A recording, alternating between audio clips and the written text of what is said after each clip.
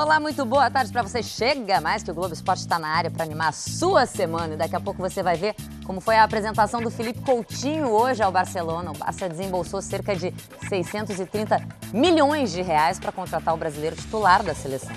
Mas antes, vamos então às notícias do Botafogo com o André Pessoa. Olá, uma boa tarde a todos. O Botafogo segue treinando em 2 períodos aqui no estádio Newton Santos, local da pré-temporada do clube, depois que a viagem para Domingos Martins, no Espírito Santo, foi cancelada.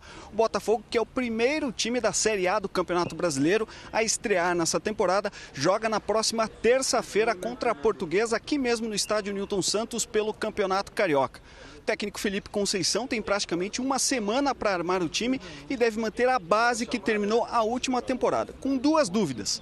Uma no gol, entre Gatito Fernandes e Jefferson, e a outra no ataque. Quem vai ser a dupla de Brenner? Rodrigo Pimpão ou Luiz Fernando? Jogador de 21 anos, foi contratado junto ao Atlético Goianiense, fez 9 gols no último Brasileirão. Pode ser uma das novidades para o Botafogo na estreia do Campeonato Carioca. Valeu, André. Agora vamos às notícias do Fluminense com o Henrique Arcoverde.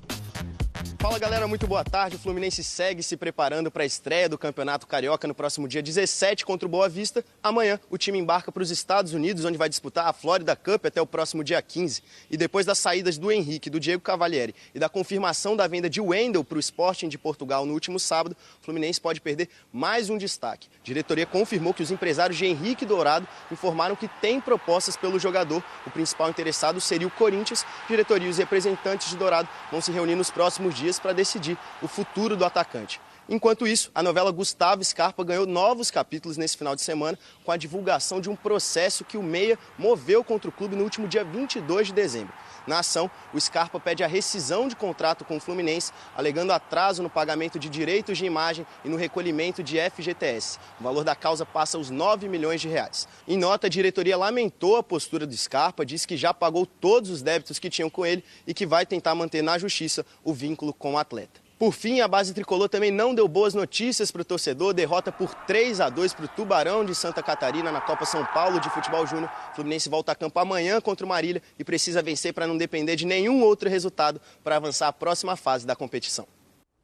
Tá certo, Henrique Arcoverde com as informações aí do Fluminense. Muito bem. Também no sábado, o Flamengo foi outro carioca que tropeçou na Copinha. Vamos ver então como é que foi. Tá aí, ó. O Luiz Henrique fez 1-0 em cima do Aimoré. Mas aí o time gaúcho empatou com o gol do Dutra.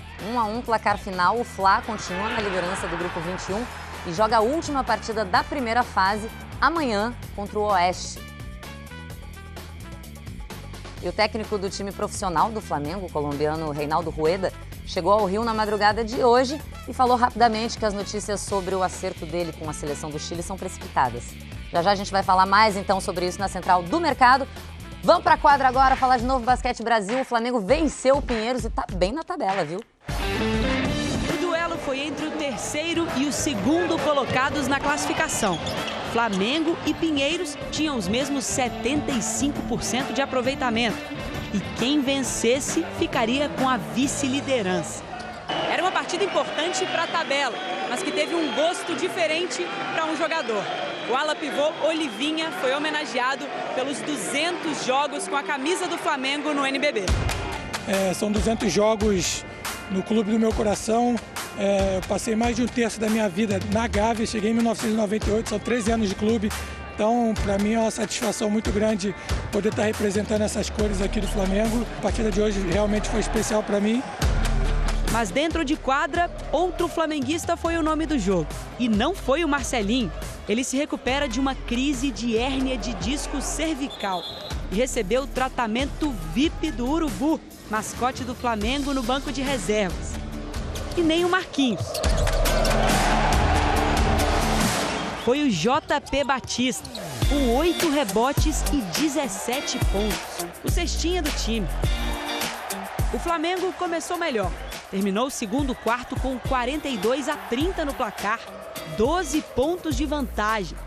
Mas no terceiro quarto, Pinheiros foi outro time. Virou o jogo para 53-50, com destaque para o americano Holloway. Foi o cestinha com 18 pontos, teve 15 rebotes e 5 assistências. No último e decisivo quarto, o Flamengo voltou a ser aquele do início da partida. No embalo da torcida, ganhou por 72-68. E quem marcou o último ponto? O Olivinha, homenageado da noite. O que importa foi a vitória, né?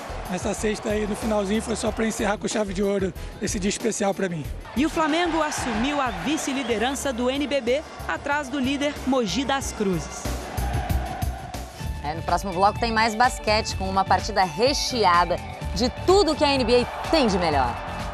E tem também os gols da Copinha e as notícias das transações do futebol na Central do Mercado. O intervalo é rápido, então já sabe, não sai daí que a gente já volta.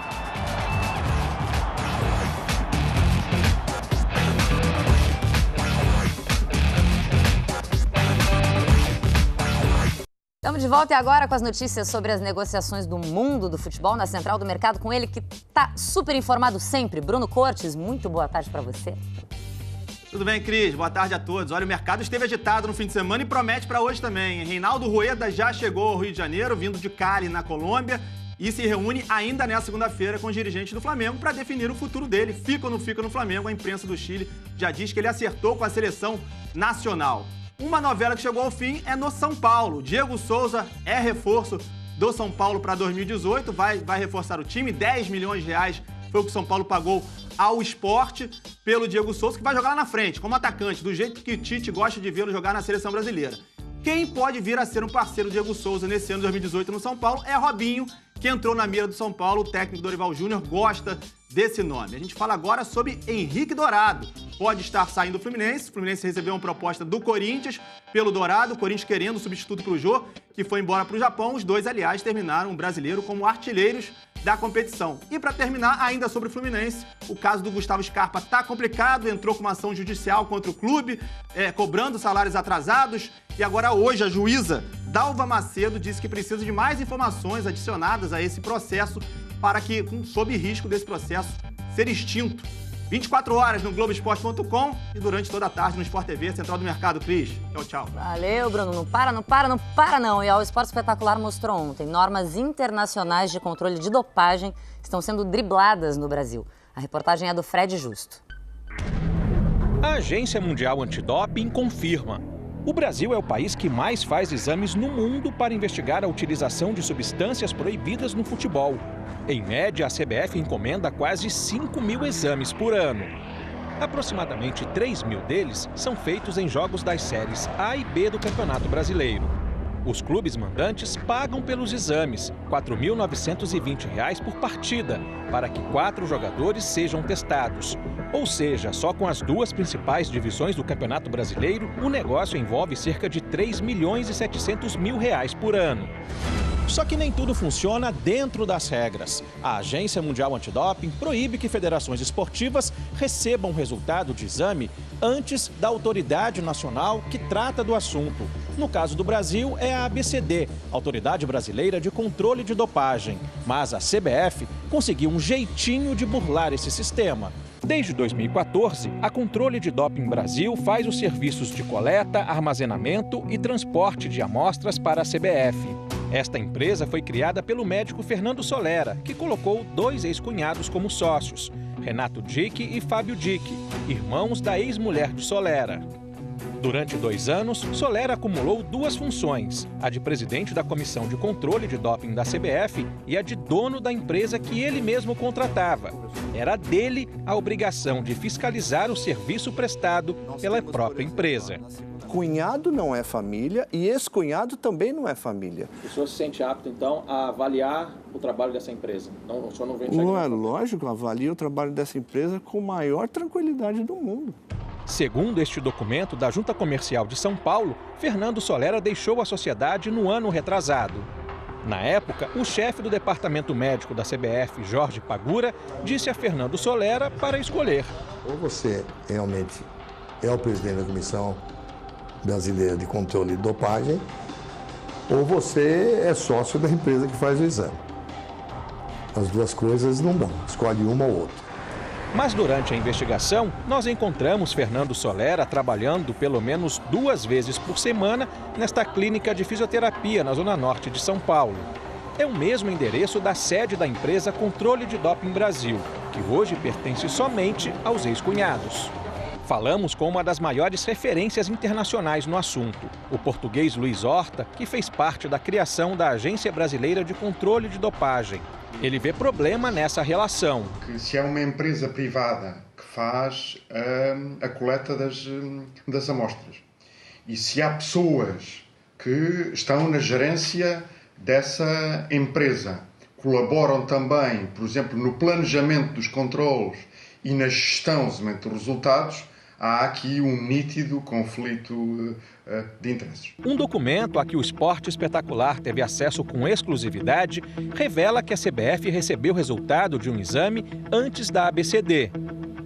No dia 17 de junho do ano retrasado, o laboratório da Universidade da Califórnia, nos Estados Unidos, um dos mais renomados do mundo em exames de doping, encaminhou o resultado diretamente a Fernando Solera e a uma secretária dele. De alguma maneira, eu preciso receber os resultados, positivos, negativos e atípicos, porque eu tenho que entregar aqui, faz parte da minha função como presidente de comissão de controle de doping, entregar aqui no meu departamento financeiro, porque o departamento financeiro precisa pagar. E a única maneira de provar que o exame foi feito é o laudo. O Código Mundial Antidopagem diz que quem deve receber o resultado é a autoridade antidoping e não a contratante do exame. Neste caso, seria realmente um fato não agradável, no sentido de que uma instituição esteja recebendo o resultado do exame antes da instituição oficial, a autoridade oficial, que é a ABCD. Atualmente, a CBF contrata, sob a supervisão de Fernando Solera, 5 laboratórios. 4 ficam fora do país. O único laboratório brasileiro credenciado pela UADA fica na Universidade Federal do Rio de Janeiro. A CBF dá 2 motivos para não utilizar com mais frequência o LBCD. O valor do exame, mais caro que o dos laboratórios estrangeiros, e porque o laboratório da UFRJ segue as normas internacionais e se nega a enviar resultados de exames para a CBF. O laboratório americano me manda o resultado por e-mail. Depois, evidentemente, que manda para a FIFA, a UADA e a ABCD.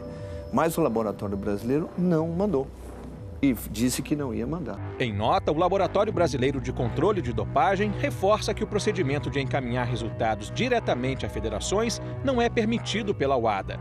Isso representaria uma violação clara ao Código da Agência Mundial. Eu vou verificar o que possa ter acontecido, porque não é a norma. A norma é que seja enviado para a ABCD. Não pode ser que nesse tipo de comunicação tenha vindo esse resultado, mas não é a norma normal.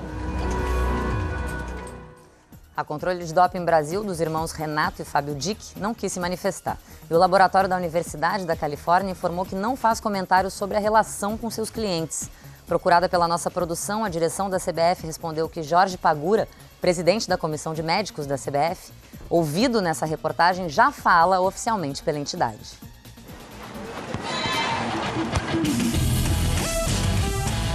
Olha a alegria dos jogadores do Rio Branco do Espírito Santo na Copinha. Olha a festa dos jogadores. Eles comemoravam o pênalti em cima do Dodô. Partiu Hugo, bateu! Eita, Hugo! Perde o pênalti o Rio Branco. Tanta festa com o pênalti conquistado e essa bola não encontrou as redes. Para piorar para o Hugo, o Atlético Mineiro fez 2 gols e venceu o jogo. O Galo classificado para a próxima fase e o Rio Branco eliminado. O Cruzeiro jogou contra o Nova Iguaçu na cidade de Bebedouro. E o que tinha em Bebedouro? A água. Muita água. Parece até que o jogo ficou no 1-0 magro pro Nova Iguaçu, só pra gente não dizer que teve chuva de gols. Tudo seco no jogo do Corinthians e lá sim teve goleada. 5-0 em cima do Pinheiro e classificação para a próxima fase garantida. E no jogo entre o Capital do Tocantins e o Internacional, teve xará de cantor de sucesso. É o Luan Santana. Tem o famoso cantor e tem o Luan Santana do Capital. E ele disse que sabe cantar. Vamos acordar esse prédio. Vamos falar então do que aconteceu no campo. O Luan foi a síntese do Capital nesse jogo.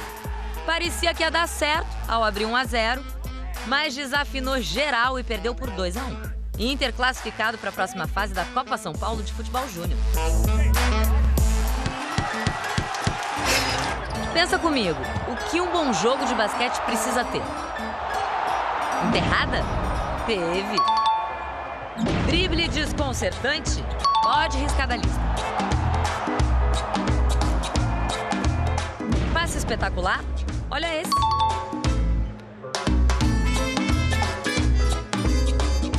Emoção no finzinho?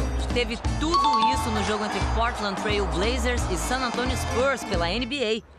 Jogo em Portland, mas o LaMarcus Aldridge e o Manu Ginobili do San Antonio Spurs é que estavam bem à vontade. Camisa 12 marcou 30 pontos.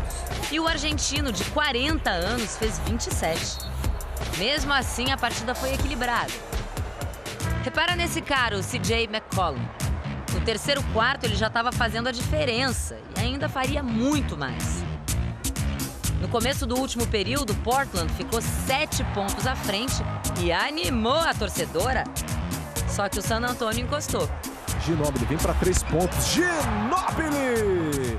Faltando 35 segundos, o Portland vencia por 109-108, quando o CJ McCollum perdeu essa chance de ampliar a vantagem. Bola do CJ. Aí, teve falta para o San Antonio. 110-109. O torcedor empurrou o time. Na segunda vez, o CJ não desperdiçou. Só faltavam 7 segundos. O CJ invadiu o garrafão e a bola chorou para entrar. Chorou e cai a bola de CJ McCollum. 111-110, vitória do Portland em mais um jogão da NBA. Aquele velho e bom show na NBA, né? Depois do intervalo, a apresentação oficial do Philippe Coutinho no Barcelona. O titular da seleção brasileira custou cerca de 630 milhões de reais ao Barça.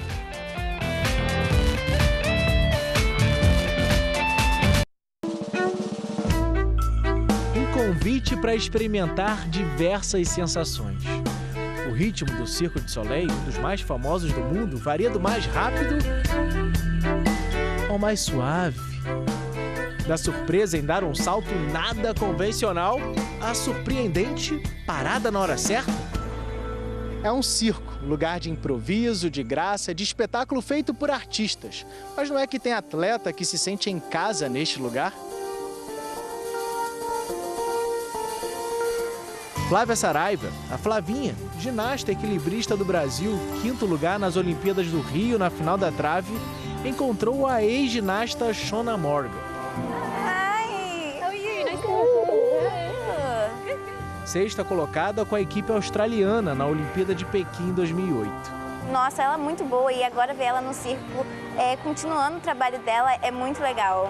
Apesar de aposentada, Shona continua fazendo ginástica, porque o Cirque du Soleil tem tradição. Mais do que isso, olheiros em competições de ginástica, observando os atletas para depois convidá-los para serem artistas.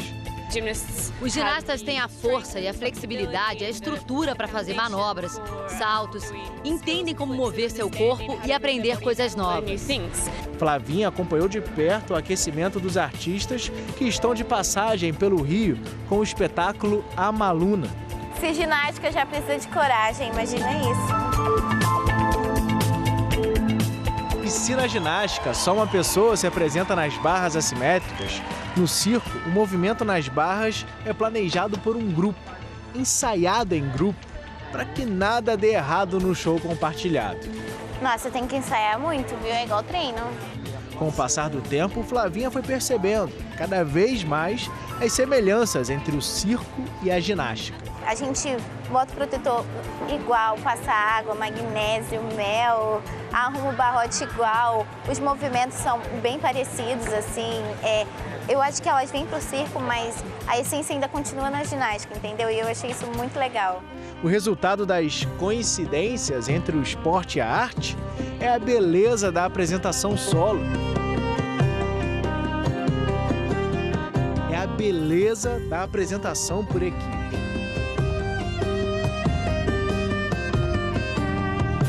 E essa equipe parou o treino para surpreender a Flavinha, a visitante que já viu não só Shona Morgan, mas outras delas em ação em Pequim, de fã, virou ídolo, merece o registro. Sim, eu fiquei muito emocionada porque eu sou muito fã delas e aí elas vieram pedir para tirar foto comigo.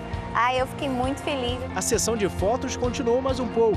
E o carinho das veteranas fez a menina Flavinha, de 18 anos, pensar no futuro circense distante. Até porque, antes, ela tem outros compromissos para resolver. Quem sabe mais pra frente, né? Vir pro circo, mas tem mais Olimpíadas aí pela frente. Muito legal. Circo e ginástica, ó, desde sempre, tudo a ver. Vamos voltar pro futebol então, porque o Felipe Coutinho foi apresentado hoje de manhã no Barcelona e Tino Marcos acompanhou. É uma tarde intensa e feliz para Felipe Coutinho aqui em Barcelona. 7.436 torcedores vieram ver a apresentação dele no estádio Camp Nou, numa segunda-feira à tarde. Um dia cheio para o Felipe, que fez exames médicos, assinou o contrato ao lado do presidente do clube, vestiu a camisa, bateu bola diante da torcida e ainda participou de uma roda de bobo com as crianças no campo, onde sempre sonhou estar. Segundo os irmãos do Coutinho, que estão por aqui, foi vendo Ronaldinho Gaúcho no Barça que o então menino se encantou e disse que um dia jogaria no clube. E entre os personagens que ajudaram na confirmação do negócio, Lionel Messi. O camisa 10 falou com o próprio Coutinho e com os diretores do Barcelona para se empenharem na contratação dele. A expectativa é altíssima por aqui, até porque ele foi a contratação mais cara do Barcelona em todos os tempos. Os empresários do jogador dizem, inclusive, que é a maior negociação de todos os tempos, já que a ida de Neymar para o PSG foi com o pagamento de uma multa rescisória, um movimento, portanto, unilateral. O Felipe deve ficar mais uns 20 dias em recuperação de uma lesão muscular na coxa. A estreia dele ainda não está definida, mesmo sendo extremamente tímido, até que Felipe se mostrou à vontade diante de centenas de câmeras e milhares de torcedores. Falou em vários idiomas, espanhol, inglês, português. Eu perguntei a ele se entre tantas alegrias também há a de saber que o Vasco vai receber quase 16 milhões de reais por ter sido o clube formador. Veja o que ele disse. Esse tema também ajuda o Vasco, que é um clube que eu tenho do coração no Brasil. Então, acredito que eles devem estar felizes por mim, por isso também. Para ele, para o Vasco e para todo o barcelonismo, é dia de grande festa. Aí, boa sorte ao Coutinho no Barça. E o Globo Esporte fica por aqui, gente. Mas amanhã tem mais letras. Podem subir. Beijo. Tchau, tchau.